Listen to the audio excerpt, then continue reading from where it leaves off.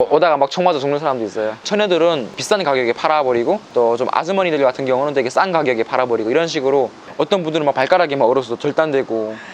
아 근데 실제로 그러면 간첩이 있기도 해요? 네, 대충에는? 그 보통 한 기수당 한두 명씩은 나오는 걸로 들어요. 아 진짜요? 안녕하십니까.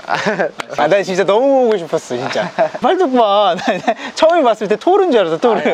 아 본인 소개 간략하게만 좀 부탁드릴게요. 네, 안녕하십니까. 현재 로드FC 소속 탈북 파이터 장정혁이라고 합니다. 반갑습니다. 로드FC는 우리나라에서 제일 큰 격투기 단체인 거죠? 네, 제일 큰 걸로 알고 있습니다. 거기서 이제 프로 격투기 선수 하고 계시고 네. 나이가 그럼 어떻게 돼요? 올해 23입니다. 97년생이에요. 데뷔를 되게 일찍 하신 것 같아요 그죠? 네, 보통 일반적인 격투기 선수들보다 제가 좀 빨리 데뷔한 편이에요.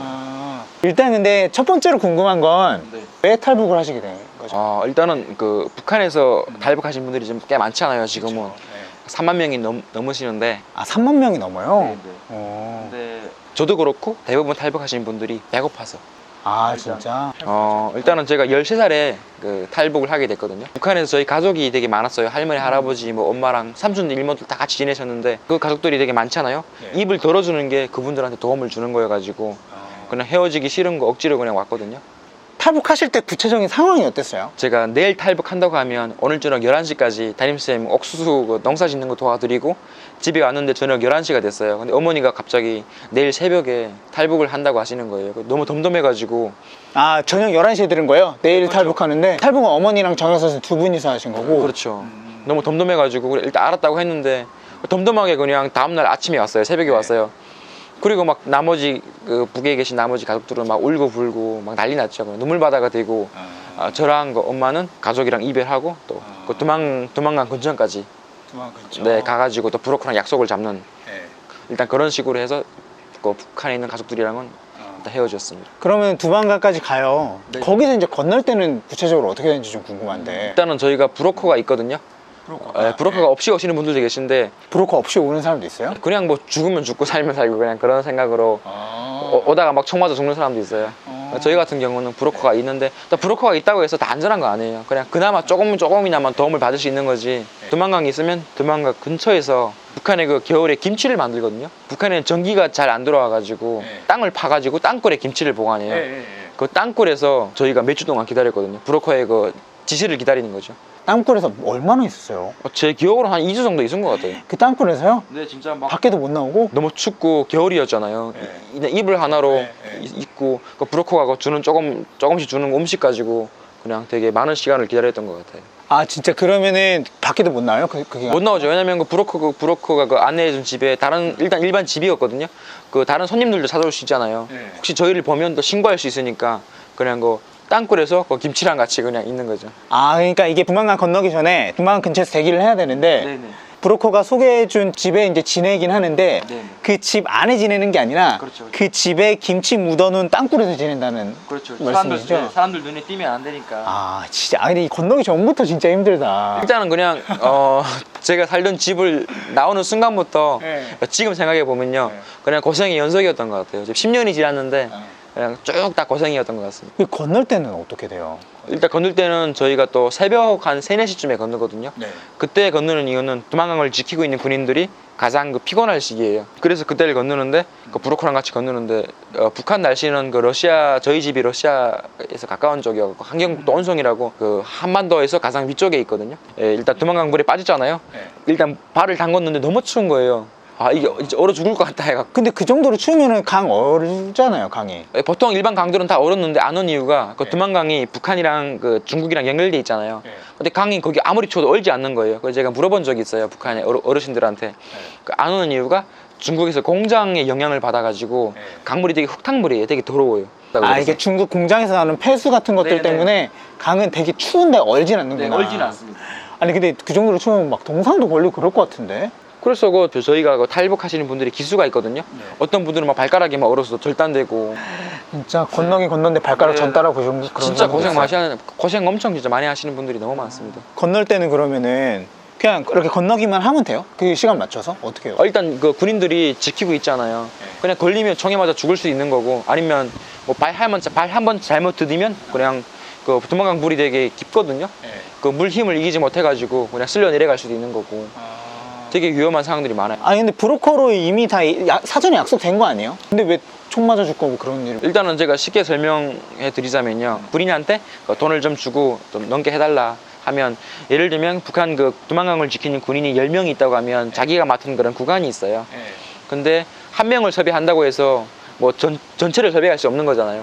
한 명은 저희를 뭐 잡지 않지만 나머지 군인들 눈에 띄면 또 총 맞아 죽을 수도 있는 거고. 아, 그러니까 이게 10명 정도가 뭐 지키고 있으면은 한 명만 이제 브로커가 포섭해 놓은 거고, 그렇죠. 그 외에 군인들이 만약에 지나가다 우연히 본다 이러면은 잡히고 총 맞아 죽을 수 있는 아 거죠. 진짜 그렇구나. 나는 사실 브로커라고 해서 아니 돈이야 내겠지만 네. 넘어오는 과정까지는 그래도 좀 순탄할 줄 알았어요. 브로커가 있으니까. 아, 전혀 아닙니다. 그나마 그래도 저희 혼자서 넘어오는 것보다 뭐 현실적으로 도움을 주는 건 사실이지만 절대 그게 안전한 게 아니고, 그 쉽게 설명드리자면 그냥 브로커도 그냥 목숨을 걸고 하는 거예요. 아 브로커도 네, 잡혀가지고 뭐 평생 감옥 생활하는 브로커도 많고요.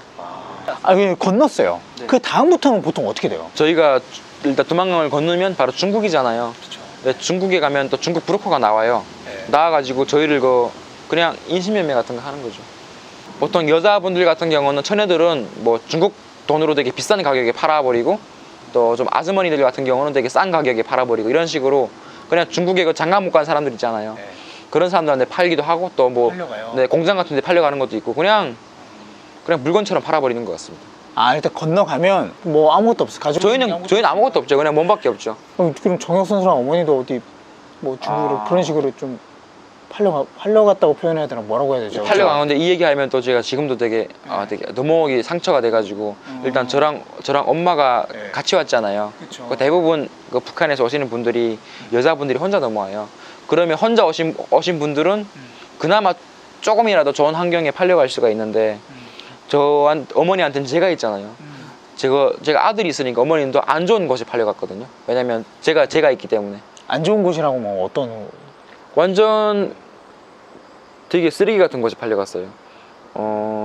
되게 뭐 어떻게 얘기하지?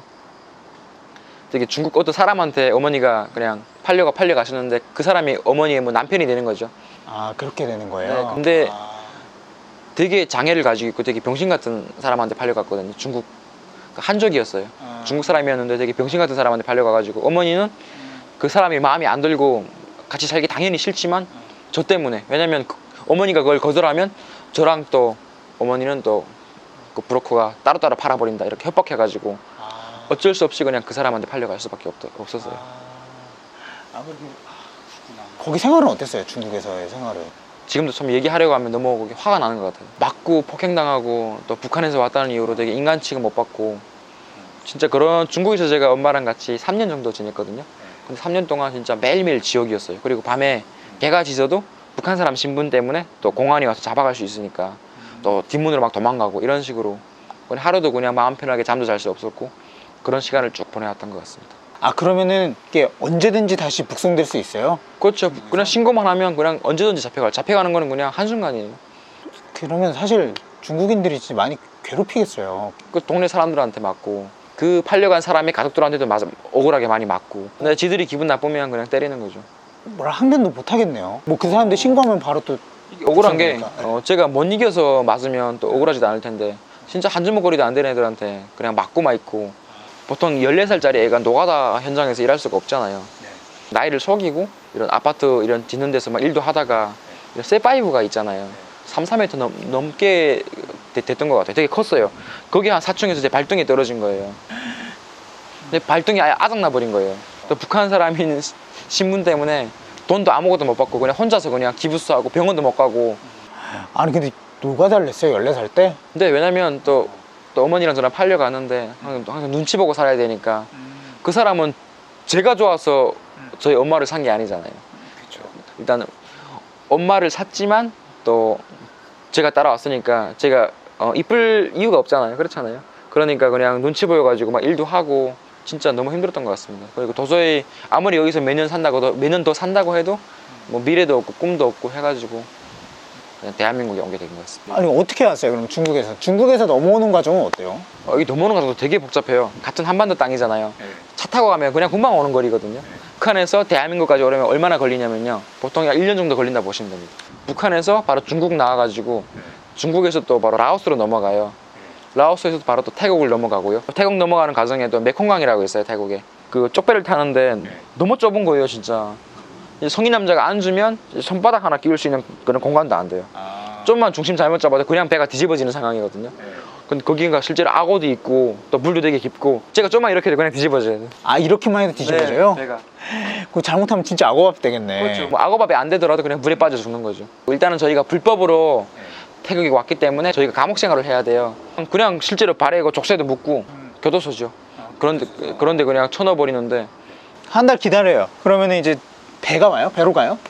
배가 아니고요. 일단 뭐 그 한국 국정원 그 분들이 와가지고 뭐 차례가 되면 그냥 태국 공항에서 비행기를 타가지고 네, 타가지고 바로 인천공항으로 오는 거죠. 제가 듣기로는 남한 온다고 바로 남한에 이제 사회에 정착할 수 있는 게 아니라 하나원? 국정원? 뭐 이런 데 되게 좀 오래 있는다고 들었어요. 인천공항 와가지고 그 국정원 분이 한 분이 오셔요. 와가지고 저희를 그 차에 싣고 데려가거든요. 거기서 일단 3개월 있어요. 3개월 동안 거기서는 뭐 하냐면요. 간첩 잡는데. 아, 이 사람이 간첩인지 아닌지 이런 것들을 네네. 판별하는 시간이에요? 조사하는 거죠. 아, 근데 실제로 그러면 간첩이 있기도 해요? 네, 대중에는? 그 보통 한 기수당 한두 명씩 나오는 걸로 들었어요. 아, 진짜요? 네네. 그럼 기수가 몇 명 정도 돼요?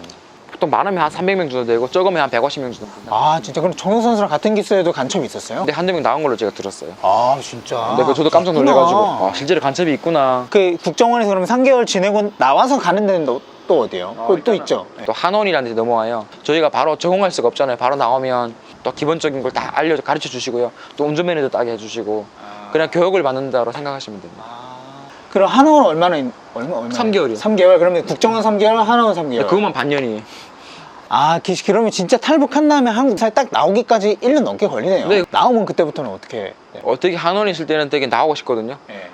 어린 마음에 막 핸드폰도 하고 싶고 나오니까 너무 막막한 거예요. 아무것도 모르겠고 심지어 버스 탈 줄도 모르겠고 너무 낯설어가지고 되게 적응하는데도 되게 많이 애먹었습니다. 아이고, 진짜 고생 많이 했다. 지금 생각하면 그냥 꼭 꿈꾸는 것 같아요. 아, 내가 지금 대한민국에 왔지만 시간이 10년 지났지만 그냥 지금도 꿈꾸는 것 같아요. 내가 과연 여기 와 있는 게 맞는지 신기하기도 하고 지금 인터뷰하는 이 순간도 솔직히 신기해요. 지금까지는 정우 선수가 탈북하고 남한까지 이제 오게 된 과정들 좀 들어봤고 다음 영상에서는 이제 격투기 선수가 된 계기와 과정들 그런 거 한번 들어볼게요. 알겠습니다. 다음 영상에서 다시 그러면 정우 선수랑 만나볼게요.